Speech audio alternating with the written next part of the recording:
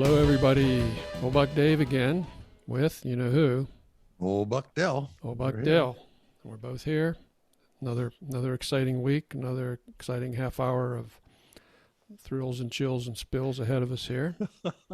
Yeah, I want to welcome all our listeners and hold on to the armchair, your chair, and get ready for another thrill ride with the two old bucks.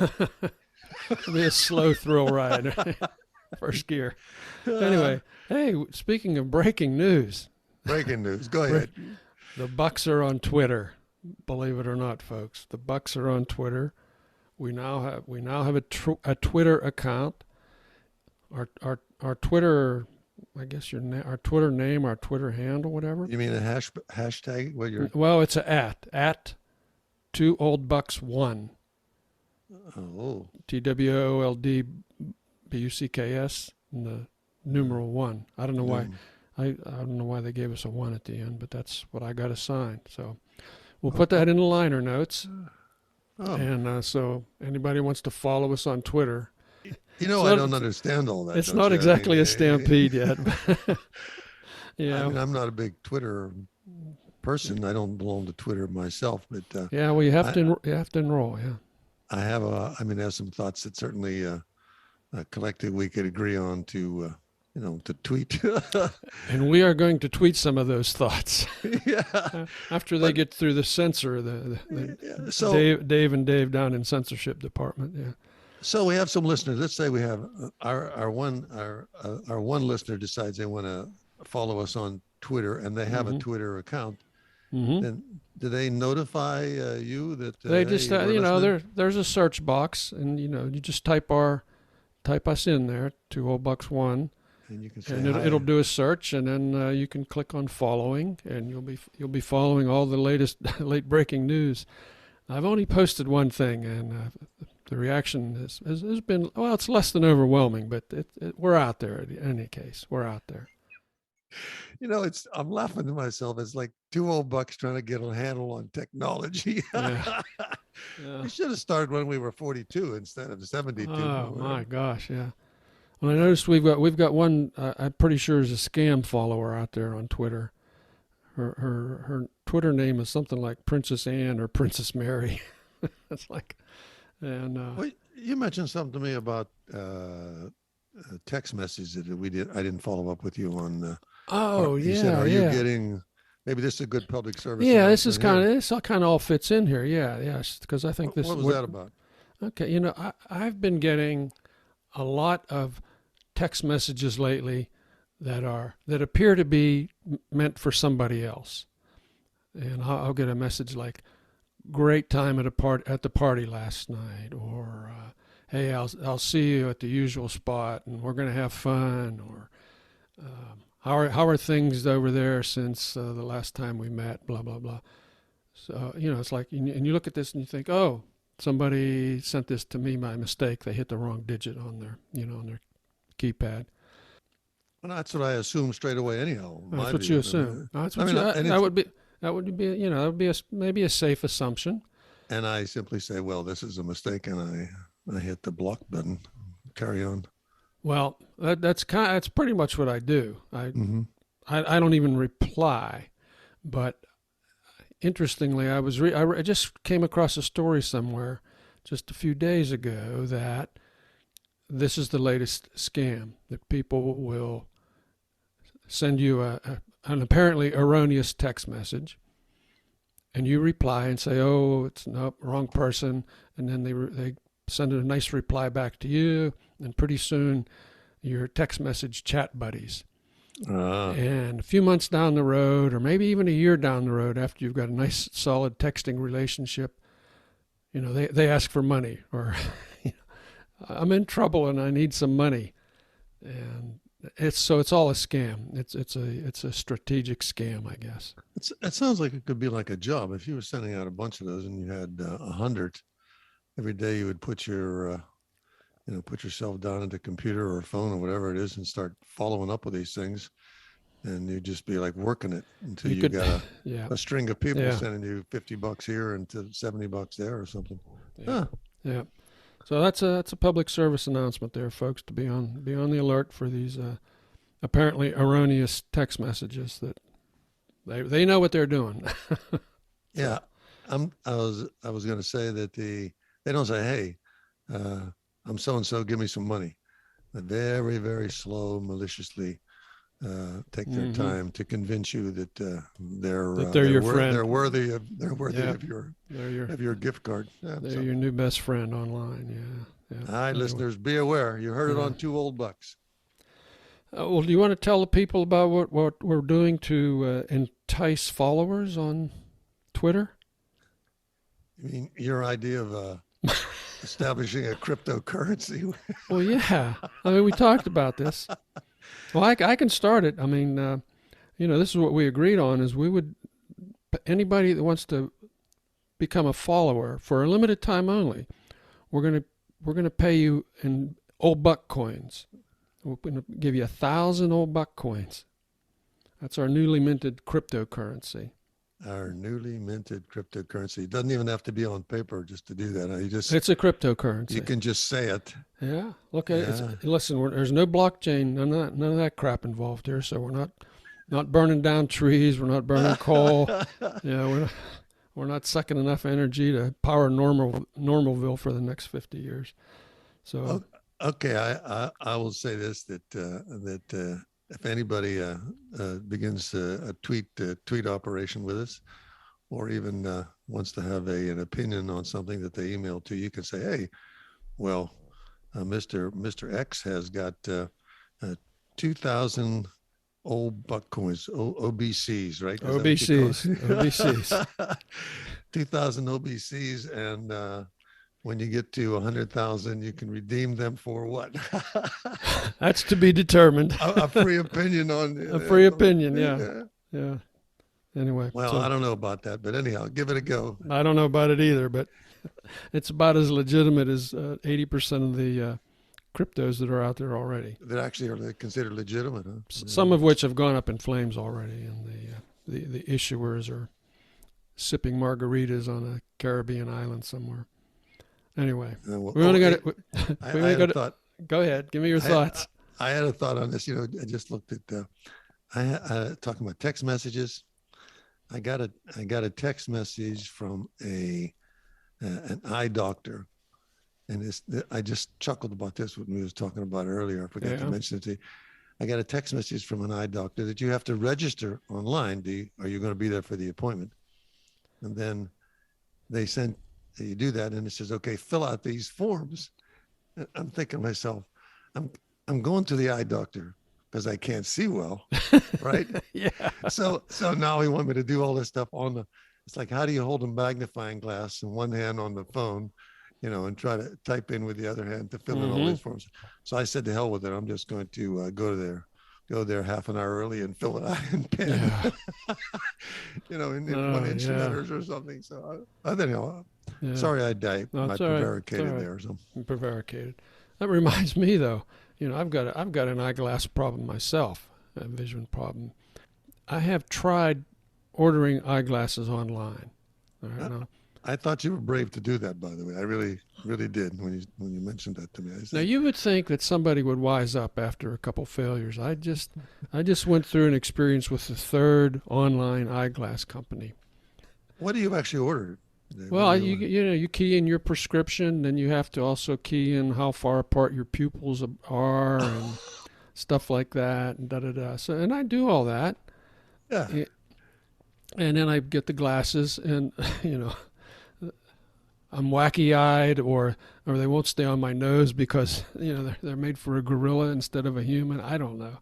But anyway, I've struck out now. That's third strike for me. So if anybody's got any advice or recommendations on online eyeglass purveyors, let me know. I don't know what to tell you there, but I have enough trouble getting out of the office of an optometrist with it being correct. Yeah. I don't know how many times I've said to them, I say, this is not very clear, or this is, and their answer is, well, just wear it for a couple of weeks or months. It'll see if you You'll get get, used yeah. to it. Yeah. Why can't the glasses get used to me? Yeah. Why can't I like see pretty well before I go Yeah. out the door? And then the other thing is this thing is lopsided or it's crooked or something. So you're pretty brave to actually trust yourself to put the right numbers on the paper and get this thing to come back and work 100%. So Oh, well, my yeah, track record's eyes, not good. Track record's not eyes, good. eyes. Yeah. Good luck to all those folks out there that Yeah. have eye issues. Well, let's get back to crypto here. we keep less wondering on. Yeah, I just wanted to let everybody know. I mean, we only got a few billion left here, so let's get your orders in early, folks. Oh, we have a limited supply of these. A limited supply. There's a couple billion we have. I thought you just make it up as you go along. Shh. You say, we have more. No. Shh. No, it doesn't work that way. Don't tell them. Don't tell them. Anyway, okay. Hey, listen, moving right along here. We got a letter from afar, or we got at least one. So this is from Ranger Rick, who we haven't heard from for a while. So welcome back, Rick. I mentioned we were talking about James Webb, the telescope, and you said, "Oh, it's by Del Webb." And I said, no, he builds golf courses. And Ranger Rick jumped all over me. He said, he doesn't build golf courses. He builds housing communities. Yeah, housing he built a bunch of other stuff, too, which I'm not going to go into. But he's definitely... not a golf court. So we stand corrected on it. It doesn't make golf courses. Yeah. And he's certainly not associated with the telescope. Yeah. So, hey, I have a quick... it's always something story, you know how we're always talking about it. It's always something. I'm all ears, baby. Here you go. It's always Bring something. It on. So I ran into a situation the other day where I noticed that there were some dumpsters that are strategically placed around a large community that I'm associated with, and I noticed they weren't being picked up. So I said, normally I wouldn't pay any attention to it, but they literally didn't. They missed the whole day. So I called what's now known as WM. WM. They're called WM. Waste management. Blank management. Yeah. No, it used to be. Yeah. Oh, they're not waste management anymore. They're WM. Yeah, they said this is WM. Everything was WM. So I said, well, okay, WM. You missed my dumpster, yada yada yada. And I got through the whole prompt thing. She says, well, that's why, because you haven't paid your bill. Well, that's a problem. It is a problem because these things get filled up. It's sort of gets worse and worse and worse as days go by. You know what I mean? Now let's clarify. This is for your development, for your community, right? This is not, for community. This is not your personal dumpster outside your door. Well, I imagine even if you had a personal, a couple of bins, and they decided you didn't pay your bill for 3 weeks, you're never going to pick any trash up. You'd have be a problem. So I said, all right, now we'll get this corrected, and we worked on it, and we managed to sort that out. And a day later, which isn't too bad, they decide they'll send the truck and collect it. Now, my normal driver knows where they're located and how to get them. So they send up a pickup guy, the guy that's in reserve for these kind of issues. Yeah. He doesn't know where they are, doesn't know how to get them.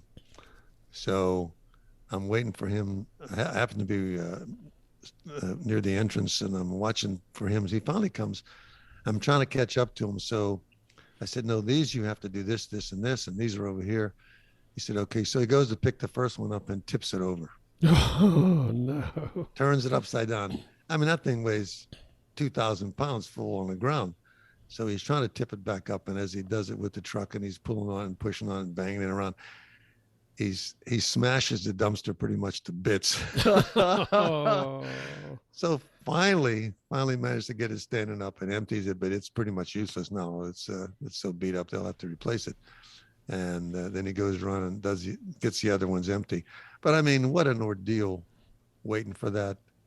And I'm thinking, it was going to be such a straightforward. They come, they empty them, and life goes on. But it's always something. So here we are. whining about bad eyeglasses and just dumpster deliveries. There's always something. It's always something. Yeah. Hey, Dave.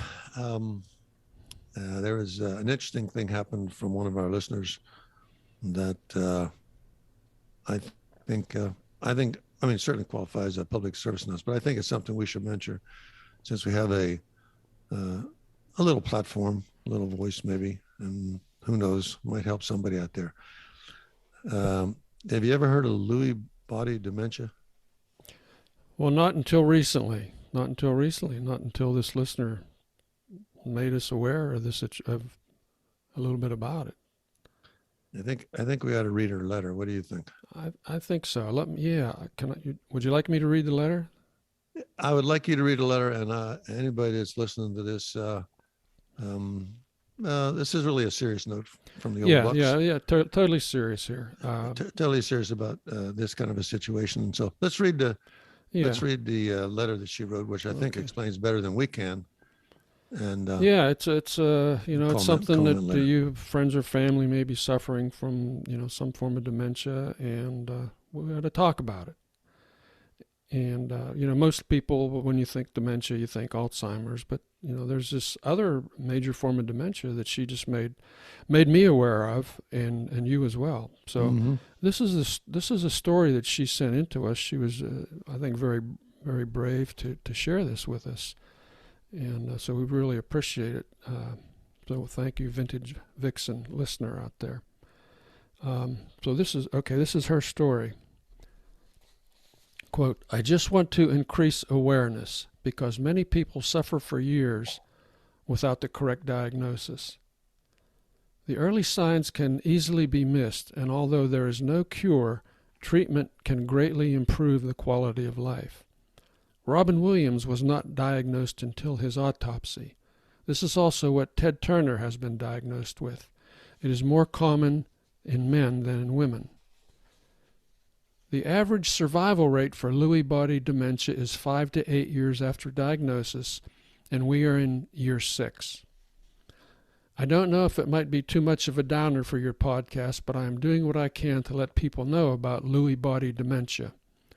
Alzheimer's disease gets all the press, and when you say dementia, that's what most people think of. However, LBD is the second most common type and is quite different. It is related to Parkinson's disease in that they are both caused by Lewy bodies, which are protein deposits in the brain. So there are often the same movement issues that people have with Parkinson's disease. However, unlike Alzheimer's, LBD usually is not so much characterized by loss of memory as much as loss of executive function, not remembering how to complete even simple tasks. My dear husband, who once built his own website from scratch, can no longer remember how to open or send an email. Also, unlike Alzheimer's, there are not progressive stages. It's more like a roller coaster with high and lows. There is also a feature called showtime, where the person can pull themselves together and seem completely normal for a couple of hours, especially in situations like visiting the doctor or spending time with relatives who are not often around. So a lot of people think that the caregiver is making up the symptoms. Unfortunately, even many medical personnel are not familiar with Lewy body dementia, and it is often misdiagnosed. There are also a number of medication sensitivities, and without a diagnosis, the person with LBD may be given things that actually make things worse. For example, Haldol is usually something that calms people who are agitated, but with LBD patients, it increases their symptoms. That's the gist of her letter, folks. I think it's a very touching letter, certainly very educational, eye-opening for me. I was unaware of this myself. Again, I grouped it in dementia as just being forgetful. Mm-hmm. This seems to be a lot more difficult for the caregiver as well as the patient. Yes, so absolutely. That's Dave. That's where my heart goes out, is for the caregivers of the world who are trying to make it as comfortable as possible for their loved ones. Yeah. As this thing progresses, and I mean, I watched my mother sort of progress into a no man's zone, you know what I mean? But it was very, very, very comfortable, if you know what I mean. Yeah. Just like everything is fine and I don't know who you are. And Mm-hmm. so I accepted that, but this seems to be a little more difficult. So Yeah. my heart goes out to our friend and what she's dealing with there. So, Dave, I did do a little bit of Googling, Mm-hmm. and there was like the 10 stages of that thing. In fact, when I Googled that to do, just to get some background, Mm-hmm. I was surprised there was quite a bit of questions there. Like I had some questions, you can click on those. A lot of stuff out there. People who are looking for it, I suppose. Well, let's put a link to that article then, to the website. Yeah. That article. We'll put it in the notes, in the liner notes, and give people a chance to dig into it more. But like I say, it's I had no idea it was the second highest number of dementia sufferers. Well, again, Didn't know what it was. I think dementia is just being forgetful, and it's way more than that. It's not just being forgetful. Yeah. So we're open for any comments. As usual, our email will be posted in the liner notes, and so you can talk to us there, or you can talk to us on Twitter now, to the extent that you might want to. A lot of ways that people contact us now, isn't it? They can actually email us and Twitter us, and we're not giving out our phone number. No, I'm already getting enough there. All the scammers have already got that. Yeah, that's true. All the scammers already have my phone number. Well, all right. I don't have too many other thoughts on too many other things. The world is spinning quite quickly. Well, it's funny. There was, I just read recently. This is, something that a lot of people are really upset about. And when you step back and think about it, this is not, when you think of this versus something like dementia, there's a mustard shortage in France. Okay. You mean like a Dijon? Yeah. A poupon? Yeah, there was not enough poupon.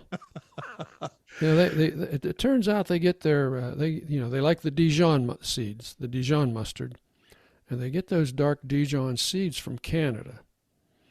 So only Canada? Primarily Canada. Primarily Canada. That's where most of the dark Dijon seeds are harvested. And they're guess raised what? Specifically, they're farmed there. Yes. Huh. And the climate change, the hot weather, has cut the yield in half in Canada. So there's a problem. There's your favorite topic, climate change, coming back. And other countries generally use the milder yellow seeds. And guess where a lot of the yellow seeds come from? Bangladesh. Ukraine. Oh. Okay. So there's not enough dark seeds, or not enough yellow seeds. So, the other producers are bidding up the prices on the dark seeds that are out there. And the French consume 2.2 pounds per capita, which is the highest in the world.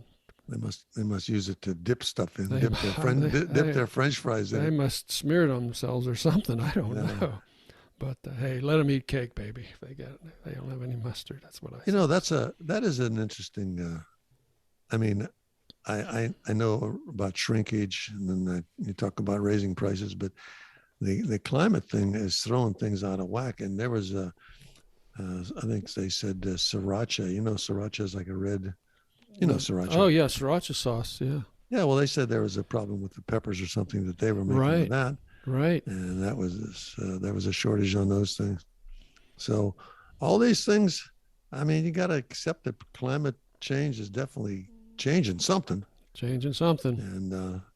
And you might still be able to fly in the heat and fly in the cold, but I'm still convinced when you can't fly anymore at all because the weather is so bad, then people will really, really believe in it and maybe do something. But I don't see anything happening. I don't see it happening anytime soon. No, I don't think I see it happening anytime soon. Probably it's going to get a bit worse. So I do like dark mustard, but I don't consume that much of it. So I probably won't feel too much of an effect, but Yeah.